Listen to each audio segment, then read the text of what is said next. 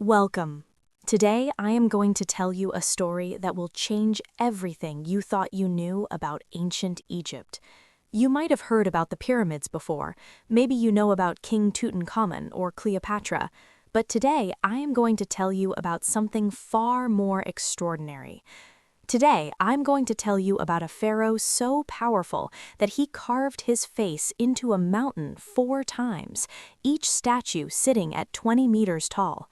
I'm going to tell you about temples that were buried in sand for over 3,000 years, rediscovered by accident, and then moved stone by stone to escape drowning. This is not just another ancient monument. This is a story of ego, power, divine ambition, and one of the greatest rescue operations in human history. The Abu Simbel Temples are not just buildings, they are a declaration of immortality, a love letter carved in stone, and a miracle of engineering that happened not once, but twice, once in ancient times and once in the modern era. After listening to this, you will be shocked to know how one man's obsession with godhood created something so magnificent that the entire world came together to save it. And this is not just a history lesson. This is a perfect story for your English listening practice, filled with drama, mystery, and moments that will leave you breathless. So sit back, relax, and let me take you on a journey to the southern borders of ancient Egypt, to the scorching deserts of Nubia, where a king decided he would not just be remembered, he would be worshipped forever. Now let's begin. The birth of a god-king. To understand Abu Simbel, we must go back in time to the year 1279 BCE. Imagine ancient Egypt at the height of its power. Golden temples reaching toward the sky, the Nile River flowing with life, armies marching with bronze weapons glinting in the desert sun, and slaves building monuments that would last for eternity. This was the world of Ramesses II, the pharaoh who would become known as Ramesses the Great. But he was not born great. He was born as the 3rd son of Pharaoh Seti I, which meant he was never supposed to rule Egypt. His older brothers were ahead of him in line for the throne. But fate is a strange thing. One by one, his brothers died under mysterious circumstances. Some historians whisper that Ramesses may have had a hand in their deaths, though nothing was ever proven. What is certain is that by the age of 25, Ramesses found himself crowned as Pharaoh of Egypt, ruler of the most powerful civilization on earth. From the very beginning, Ramesses was different from other pharaohs. He was not content with simply ruling, he wanted to be remembered forever. He wanted to be seen not just as a king, but as a living god walking among mortals. He was ambitious, ruthless, and absolutely obsessed with his own legacy. Other pharaohs built temples to honor the gods. Ramesses built temples to honor himself alongside the gods, as if they were their equal. But Ramesses had a problem. Egypt's southern border with Nubia was unstable. The Nubian people were proud warriors who did not bow easily to Egyptian rule. They constantly rebelled, threatened trade routes, and refused to accept Egyptian dominance. Ramesses needed to send a message so powerful, so overwhelming, that the Nubians would never dare challenge Egypt again. And so, in 1264 BCE, Ramesses made a decision that would shock the world.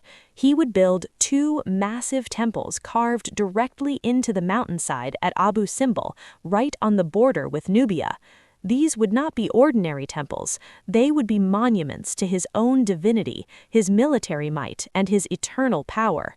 The Great Temple would honor himself and the gods Ra-Horakhti, Ptah, and Amun. The small temple would honor his beloved wife, Nefertari, depicted as the goddess Hathor.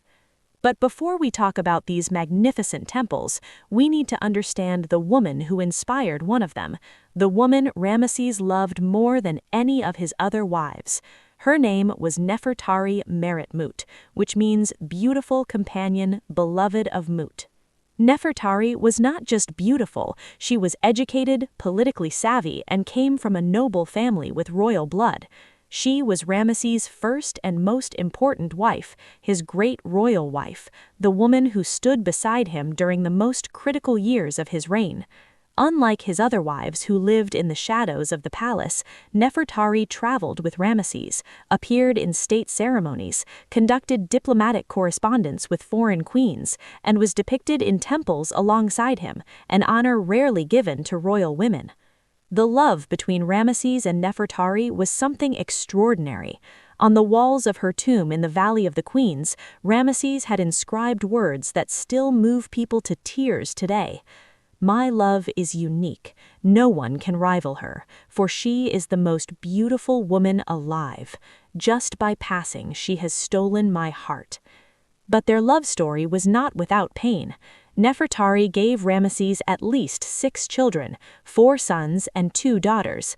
She was his partner in power, his advisor in politics, and his comfort in difficult times. For over 24 years they ruled Egypt together. But then, around 1255 BCE, tragedy struck. Nefertari died. The exact cause is unknown, perhaps complications from childbirth, perhaps illness. What we know is that Ramesses was devastated. Some historians believe that the small temple at Abu Simbel was already under construction when Nefertari died, and Ramesses transformed it into a monument for her memory. Others believe he built it afterwards as a tribute to their love.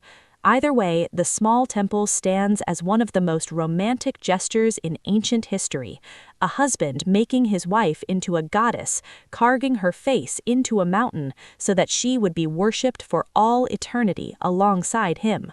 But the temples were not just about love. They were about power, intimidation, and sending an unmistakable message to Egypt's enemies. The construction of immortality.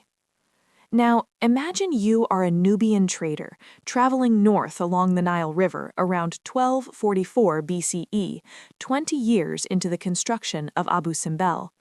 You've heard rumors of something massive being built at the border, but nothing could prepare you for what you are about to see. As your boat rounds a bend in the river, you suddenly see them. 4 colossal statues carved directly into the red sandstone cliff face, each one depicting Pharaoh Ramesses II sitting on his throne.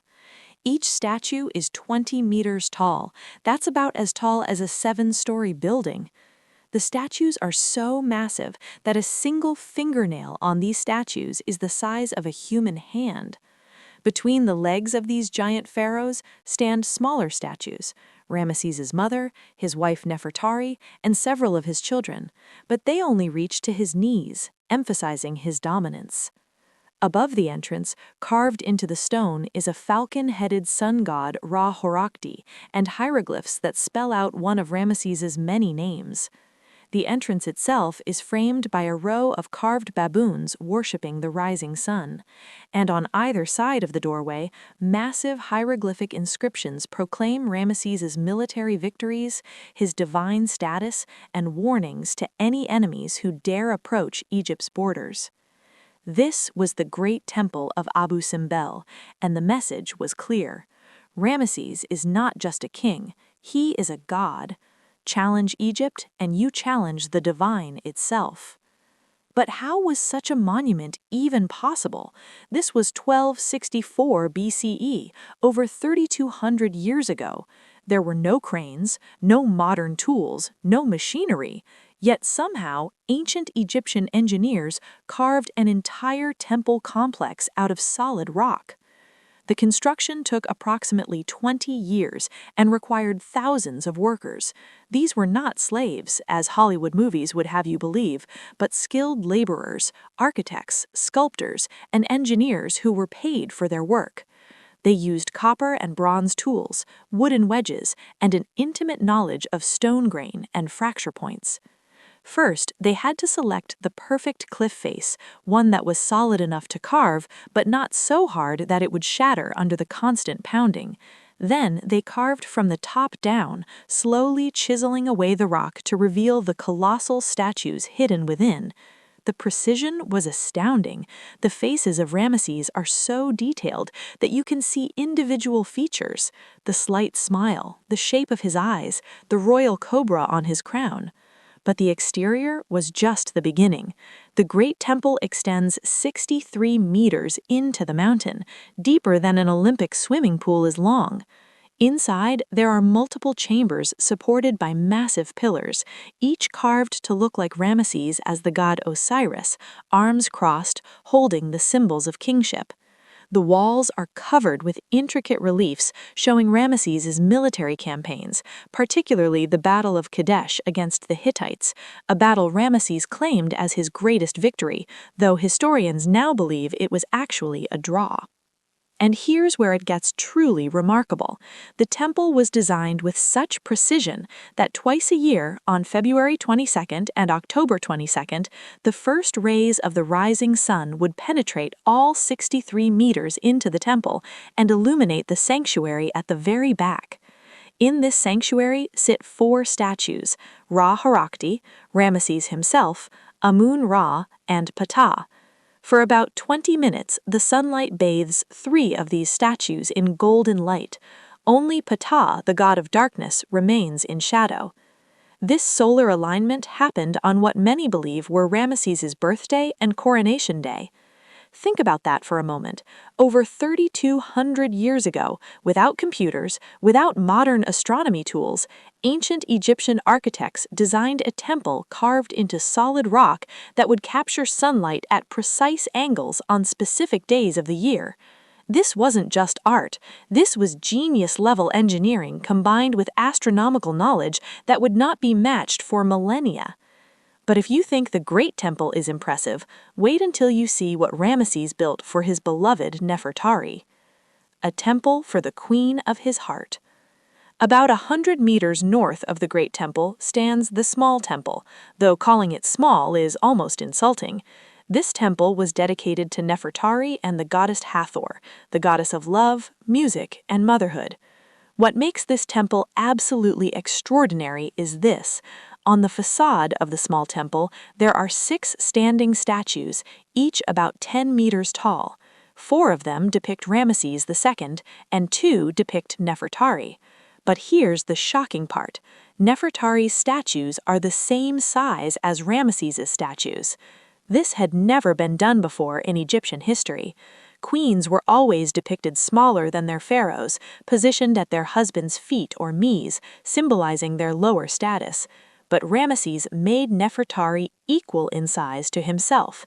He elevated her to the status of a goddess, equal to him in divine power.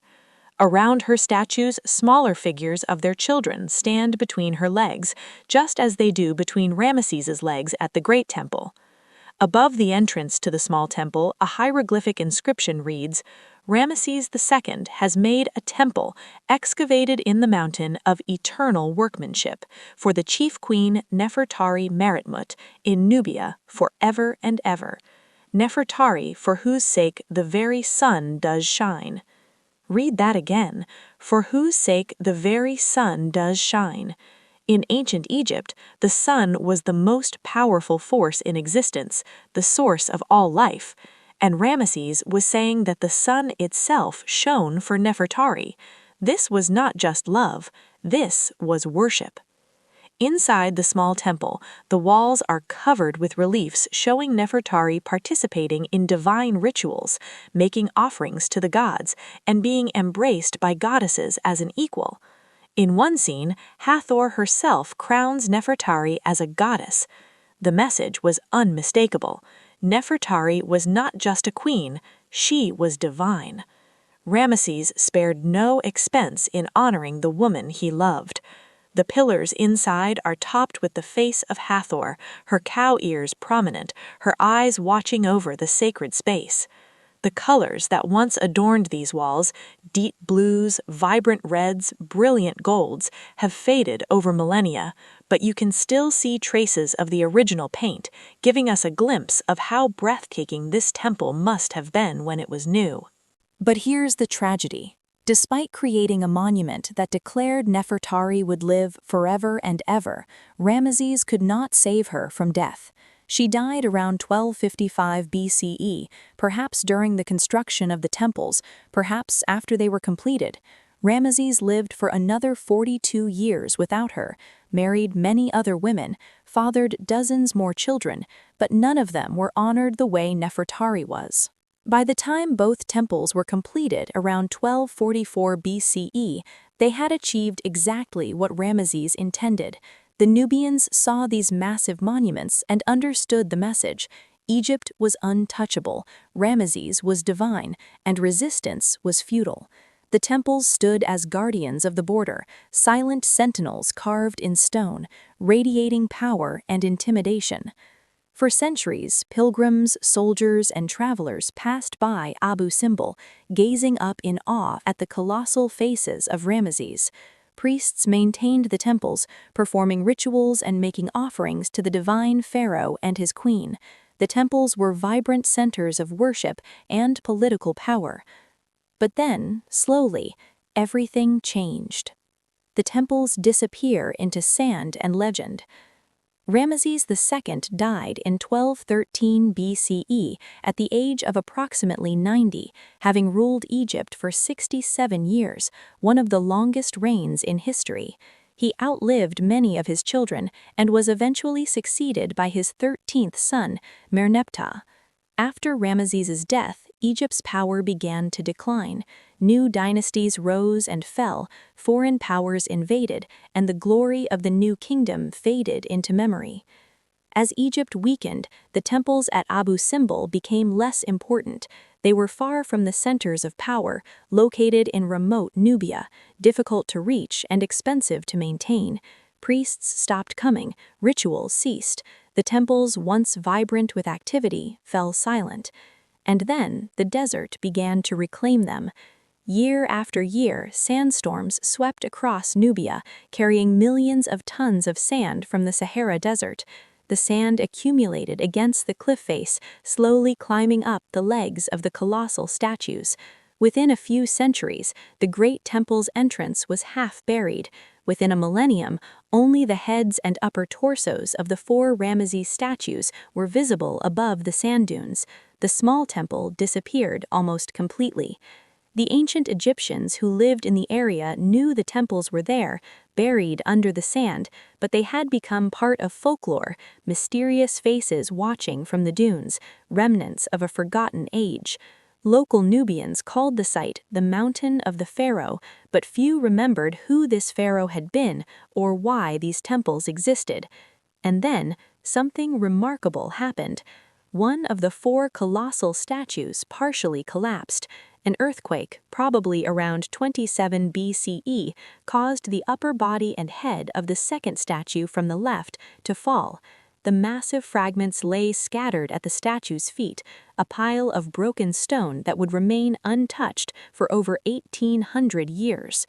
The temples that Ramesses built to last for eternity had become lost to time, buried under sand, forgotten by history. The man who had obsessively carved his name on every available surface, who had built more monuments than any other pharaoh, who had declared himself a living god, had been forgotten. But fate had other plans. Rediscovery, the Swiss explorer who found a lost wonder. March 22, 1813. The scorching sun beat down on the Nubian desert as a Swiss explorer named Johann Ludwig Burckhardt traveled along the Nile River. Burckhardt was an extraordinary man. He had converted to Islam, learned Arabic fluently, and traveled disguised as a Muslim trader throughout the Middle East and North Africa. He had already discovered the ancient city of Petra in Jordan the year before. Now he was exploring southern Egypt. As he traveled along the western bank of the Nile, something caught his eye. Rising from a massive sand dune were 4 enormous heads carved from red sandstone, weathered by millennia of sandstorms, but still recognizable as human faces. Local Nubians told him these were the heads of an ancient pharaoh, but they knew nothing more. Burckhardt was stunned. He walked around the heads, noting their colossal size, the royal crowns, the fragments of hieroglyphics he could see above the sand line. He realized he had found something monumentally important, but the entrance was completely buried. He couldn't get inside. He made notes in his journal and continued his journey. Word of Burckhardt's discovery spread through European academic circles.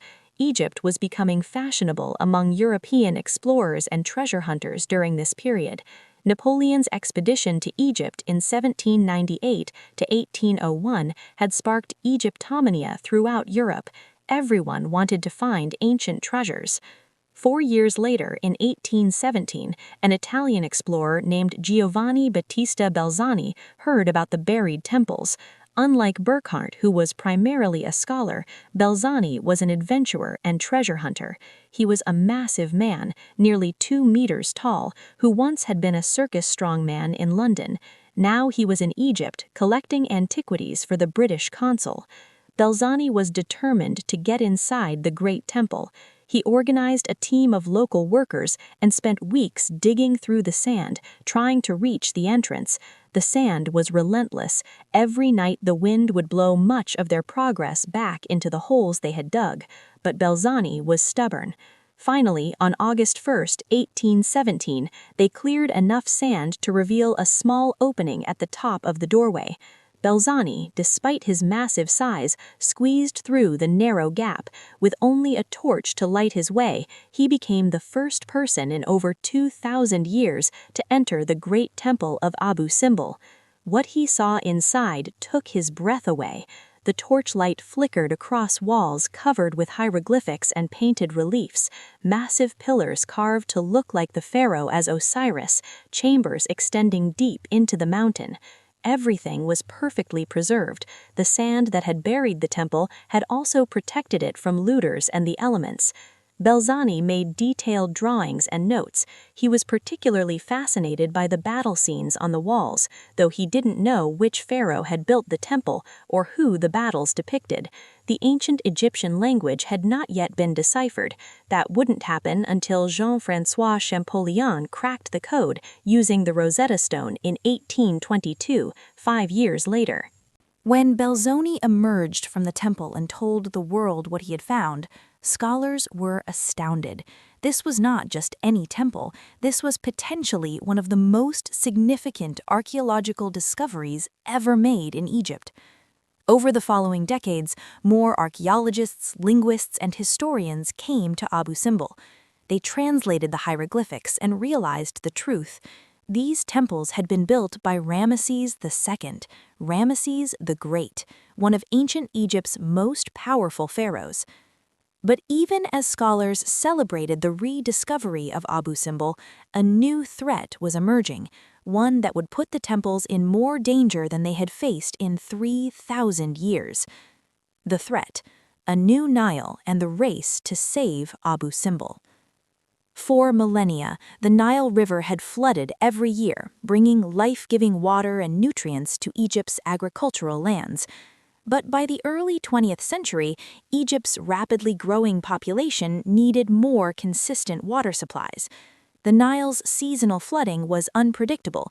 Too much water caused devastating floods, too little water caused droughts and famine. In 1952, Egypt underwent a revolution. A group of military officers led by Gamal Abdel Nasser overthrew the monarchy and established a republic. Nasser had ambitious plans to modernize Egypt and make it independent from Western powers. His centerpiece project was the construction of the Aswan High Dam, a massive dam that would control the Nile's flooding, generate electricity, and create jobs for thousands of Egyptians. Construction began in 1960 with financial and technical support from the Soviet Union after Western countries refused to fund the project. The dam would be an engineering marvel, 3,600 meters long, 980 meters wide at the base, and 111 meters tall. It would create one of the world's largest artificial lakes, Lake Nasser, stretching 550 kilometers long and covering 5,250 square kilometers. But there was a catastrophic problem. Lake Nasser would flood the entire Nubian region, submerging dozens of ancient temples, archaeological sites, and Nubian villages. And Abu Simbel, sitting on the banks of the Nile, would be completely underwater, drowned forever beneath 60 meters of water. When this news spread through the international archaeological community, panic erupted. After being lost for 2,000 years and rediscovered just 150 years ago, were the Abu Simbel Temples about to be destroyed forever? The idea was unthinkable. The Egyptian government and UNESCO, the United Nations Educational, Scientific, and Cultural Organization, issued an urgent international appeal in 1959. Help us save Abu Simbel and the other Nubian monuments, or they will be lost forever. The response was unprecedented. Over 50 countries pledged support. Archaeologists, engineers, architects, and scholars from around the world descended on Nubia to document, excavate, and, if possible, save the ancient temples before the waters rose. But the question remained: how do you save two massive temples carved directly into a mountain? How do you move something that weighs over 300,000 tons? How do you relocate monuments that had stood in the same place for over 3,200 years? It seemed impossible. Several proposals were made. One suggestion was to build a massive underwater dome around the temples, like a giant aquarium, so visitors could view them underwater. This was rejected as too expensive and impractical. Another idea was to leave the temples where they were and raise them hydraulically, lifting the entire cliff face using jacks. Engineers calculated this would be impossible. The cliff would shatter under the stress. A third proposal suggested building a massive concrete dam around Abu Simbel to keep the water out. But this would destroy the visual beauty of the site and require permanent maintenance. Finally, a Swedish engineering firm proposed something audacious: cut the temples into blocks, move them to higher ground, 65 meters above and 200 meters back from their original location, and reassemble them exactly as they had been. Cut apart and rebuild two temples carved from solid rock, piece by piece, like a three-dimensional jigsaw puzzle. Most experts thought this was insane. The risk of destroying the temples during the cutting process was enormous. One mistake, one fracture in the wrong place, and 3,200 years of history would crumble into rubble. But there was no choice.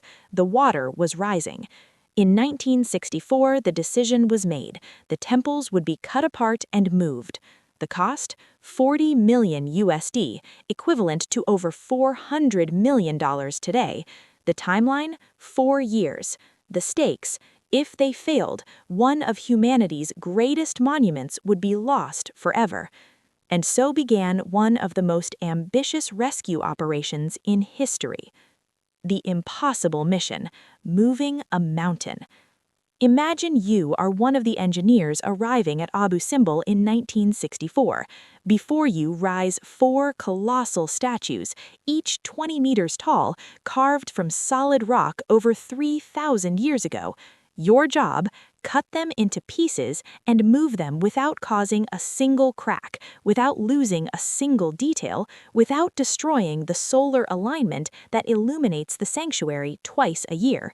And you have 4 years to do it, before the rising waters of Lake Nasser drown everything. The pressure was unimaginable. The first challenge was documentation.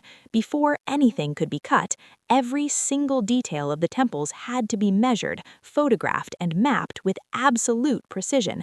Archaeologists created detailed 3D models, handmade, using surveying equipment. This was decades before computer modeling. They made molds of decorative details. They analyzed the rock composition. They studied the solar alignment to understand exactly how it worked. Then came the cutting. This was the most terrifying part. The temples had to be cut into blocks, but these couldn't be small blocks. The weight of small blocks would exceed what the cranes could lift, and too many cuts risked destroying structural integrity. After extensive analysis, engineers decided each block would weigh approximately 20 to 30 tons and measure about 3 meters by 2 meters by 2 meters. The cutting itself was painstakingly slow.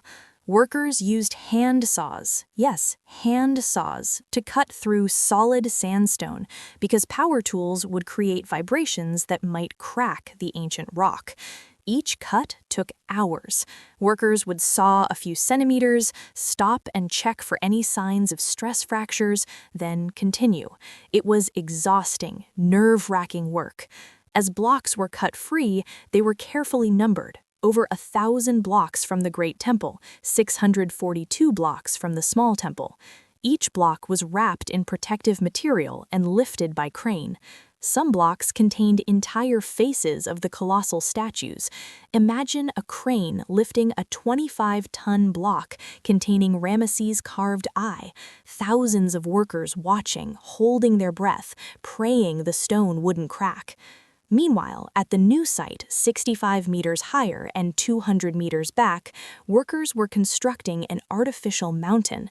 They couldn't simply stack the blocks on flat ground. The temples had been carved into a cliff face with solid rock behind and around them.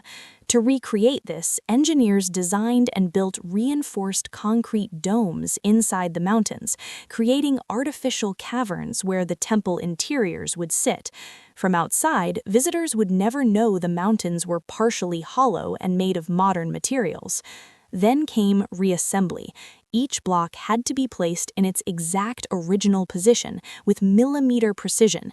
The hieroglyphics had to line up perfectly. The carved scenes had to flow naturally. The structural weight had to be distributed correctly.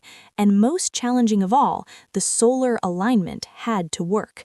Remember, twice a year, sunlight penetrated 63 meters into the Great Temple to illuminate 3 of the 4 statues in the sanctuary. The new temple had to be positioned and angled so precisely that this phenomenon would still occur. Engineers used advanced astronomical calculations, studying the sun's angles on February 22 and October 22, accounting for the new location's position, altitude, and orientation. For 4 years, over 2,000 workers labored under the scorching Nubian sun. Swedish, Egyptian, French, German, Italian, and workers from dozens of other countries worked side by side. It was one of the first truly international rescue efforts in history, a moment when humanity came together to save something that belonged to all of us. And then, in September 1968, it was complete. The last block was set in place, the temples stood in their new location, looking exactly as they had for over 3,000 years. From the outside, visitors couldn't tell they had been moved. The cutting lines were so carefully hidden, the repairs so skillfully done, that the temples looked untouched. But the real test came in February 1969. Would the solar alignment still work? On February 22, engineers, archaeologists, and Egyptian officials gathered in the sanctuary before dawn. Everyone was nervous. If the alignment was off by even a few degrees, it would prove the temples had been irreversibly altered. The ancient magic would be broken. As the sun rose, light began to creep through the temple entrance. It traveled along the floor, up the walls, across the pillars, deeper and deeper into the mountain. And then, at the precise moment, sunlight flooded the sanctuary and illuminated 3 of the 4 statues, Ra-Harakti, Ramesses, and Amun-Ra, bathed in golden light. Only Ptah, god of darkness, remained in shadow. It worked. The impossible had been achieved. There was just one small difference. Due to Earth's slight axial shift over 3,200 years, the solar alignment now occurred on February 21 and October 21, one day earlier than in ancient times. This actually proved the ancient Egyptians' calculations had been perfect for their era, and the modern engineers' calculations were perfect for ours. The Abu Simbel rescue operation was hailed as one of the greatest achievements in archaeological engineering. It proved that humanity could save its heritage, that international cooperation could accomplish the impossible, and that even monuments carved in stone could be moved when necessary. And what happened to the original site where Ramesses built his temples? It now lies 60 meters underwater, part of Lake Nasser. divers occasionally visit the submerged location, where a few traces of the ancient temple footprint can still be seen, carved into the submerged rock. But everything else, the temples, the colossal statues, the hieroglyphics, all of it was saved, cut apart, and reassembled on higher ground. Ramesses II had declared his monuments would last for eternity. He could never have imagined that 3,200 years later, humanity would cut his temples into over 1,600 pieces and rebuild them to save them from drowning. He could never have imagined that people from over 50 countries would work together to preserve his legacy. But in a way, his obsession with immortality worked. The temples survived, twice carved by human hands, once in ancient times, once in modern times. The dark side of Ramesses: tyrant, egomaniac, propaganda master. But now, we need to talk about the uncomfortable truth. Ramesses II is celebrated as one of Egypt's greatest pharaohs, and Abu Simbel is considered a triumph of ancient engineering and a monument to eternal love. But there's a darker side to this story that gets overlooked. Ramesses was not a humble man. He was not a man of the people. He was an egomaniac on a scale rarely seen in human history. His obsession with his own image bordered on pathological. Throughout his 67-year reign, he carved his name on virtually every monument in Egypt, including monuments built by previous pharaohs. He literally chiseled out other pharaohs' names and replaced them with his own, stealing credit for buildings he never constructed. Historians estimate that Ramesses built more monuments than any other pharaoh in history, and most of them featured his own face, his own name, his own glory. The 4 colossal statues at Abu Simbel, all Ramesses. The 8 Osiris pillars inside the Great Temple, all Ramesses as a god. The reliefs covering the walls, Ramesses defeating enemies, Ramesses making offerings to gods, Ramesses receiving divine favor. Even in the small temple, supposedly dedicated to Nefertari, there are 4 statues of Ramesses and only 2 of her. And then there's the Battle of Kadesh, the military campaign depicted so prominently on Abu Simbel's walls. Ramesses claimed this battle as his greatest military victory, describing how he single-handedly defeated thousands of Hittite soldiers after his own army abandoned him. The reliefs show Ramesses as a warrior god, trampling enemies under his chariot wheels, shooting arrows with divine precision. But modern historians who have studied Hittite records tell a different story. The Battle of Kadesh was actually a stalemate at best, possibly even a defeat for Egypt. Ramesses was ambushed by the Hittite army, nearly captured, and had to sign a peace treaty with the Hittites years later, the world's first recorded peace treaty. Yet, Ramesses portrayed it as a glorious victory and had the story carved into nearly every temple in Egypt. This was propaganda on a massive scale. Ramesses understood something that modern dictators would later master: control the narrative, control history. Build big enough monuments, repeat your message loudly enough, and people will believe it. And what about the human cost of these monuments? The 20,000 workers who carved Abu Simbel weren't technically slaves. Egyptian records show they were paid workers. But what choice did they have? In a society where the pharaoh was considered a living god, where disobedience could mean death, how voluntary was this labor? How many workers died in the scorching Nubian heat, cutting stone with bronze tools, crushed by falling rocks, or simply worn down by years of brutal physical labor?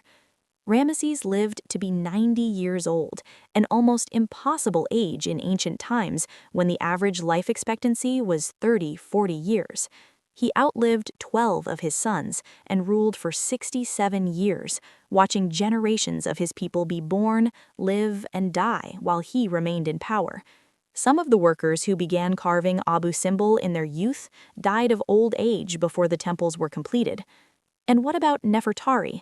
Yes, Ramesses built her a temple and declared his love for her in hieroglyphics, but he also had over 200 other wives. He married several of his own daughters, a common practice among pharaohs trying to keep power within the family, but disturbing nonetheless. After Nefertari died, Ramesses elevated other wives to the position of great royal wife, and life in the palace continued as before. Was his love for Nefertari truly unique, or was the small temple just another propaganda tool, a way to show the world that even in matters of the heart, Ramesses was more devoted, more grand, more divine than any other pharaoh? We will never know for certain. The legacy.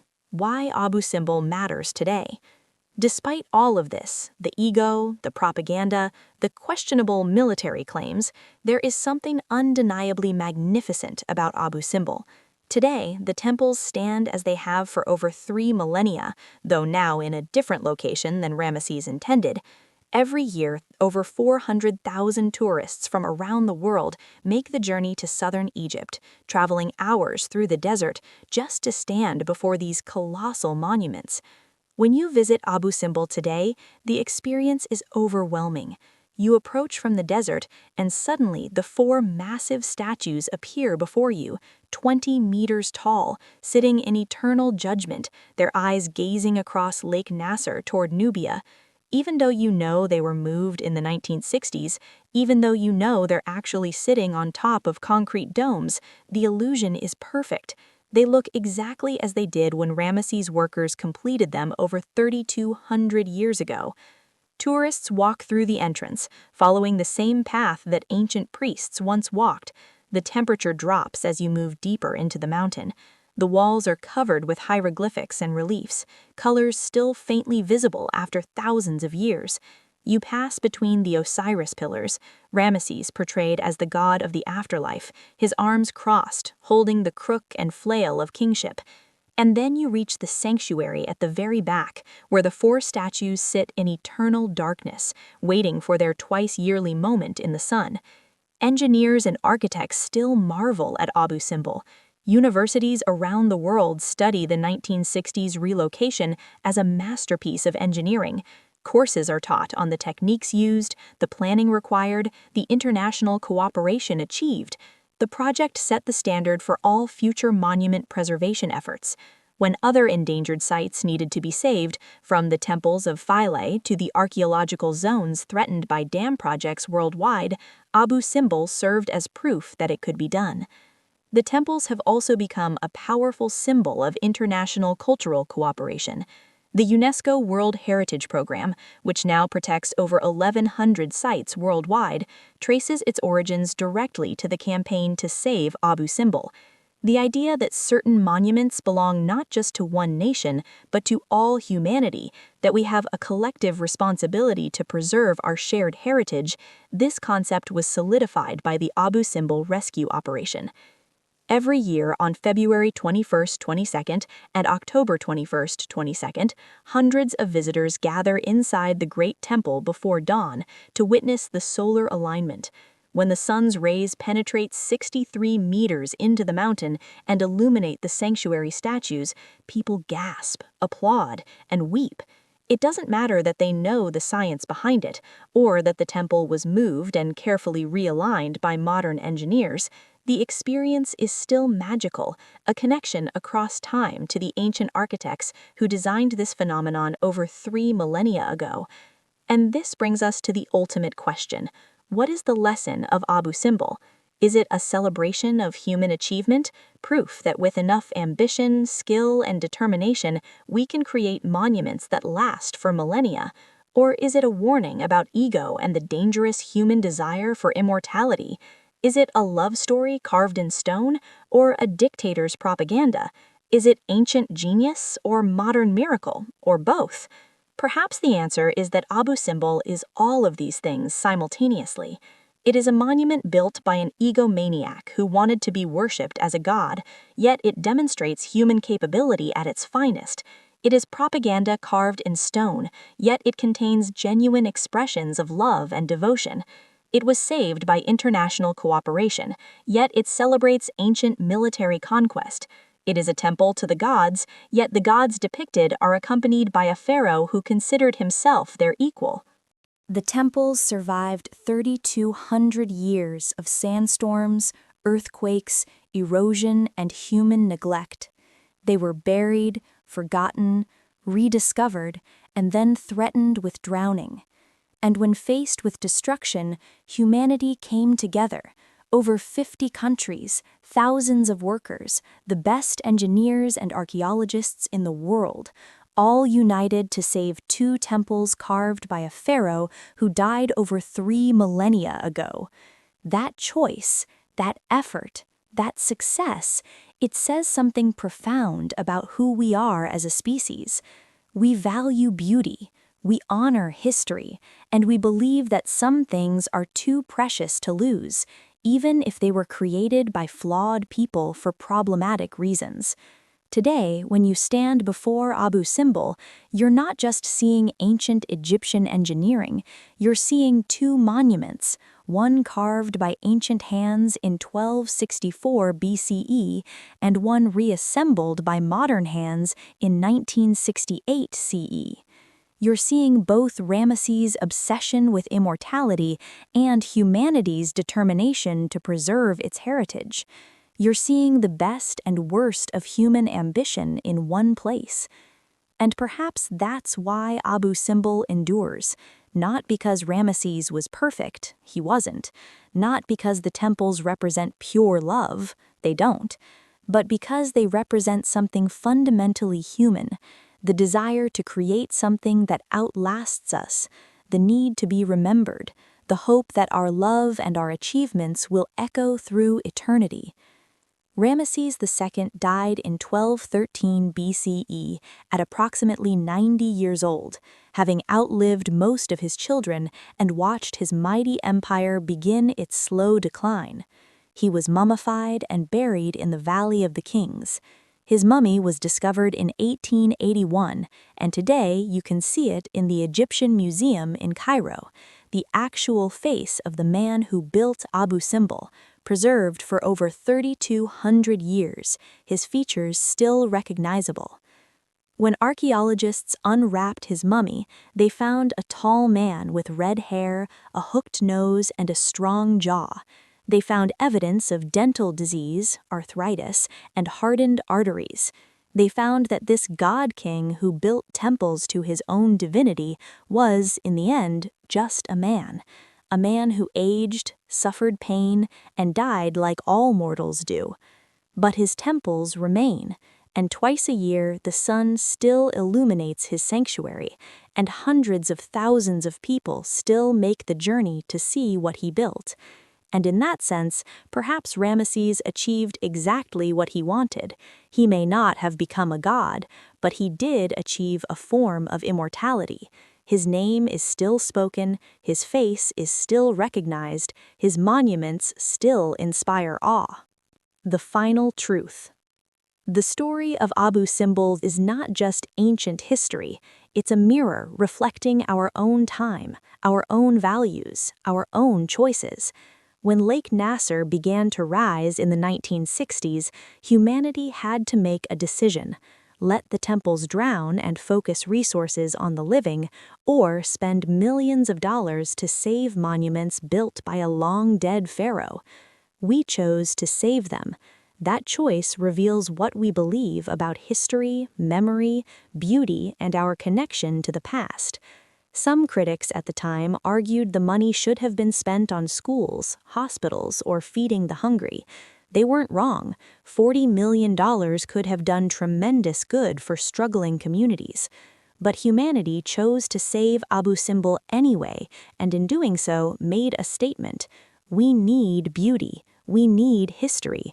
We need connections to our ancestors. We need to know that some things can survive, that not everything is temporary, that monuments to love and ambition and human achievement deserve protection. Today, Abu Simbel stands as a UNESCO World Heritage Site, protected by international law, maintained by the Egyptian government, and visited by people from every corner of the world. The Nubian people who once lived in villages near the original temple site were relocated when Lake Nasser flooded their homeland, a painful displacement that is often overlooked in celebrations of the temple's rescue. Thousands of Nubians lost their ancestral homes so that Egypt could have electricity and controlled water, and so that the world could keep Abu Simbel. Their sacrifice is part of this story too. When you visit Abu Simbel, you're participating in a tradition that stretches back over 3,200 years. You're standing where Nubian travelers once stood, staring up at the same colossal faces, feeling the same sense of awe and insignificance. You're walking paths that ancient priests walked, entering chambers that echoed with prayers and rituals, and you're seeing the result of one of humanity's greatest rescue operations, proof that when we choose to, we can save our heritage. The temples teach us many lessons. They teach us that ambition can create beauty, even when driven by ego.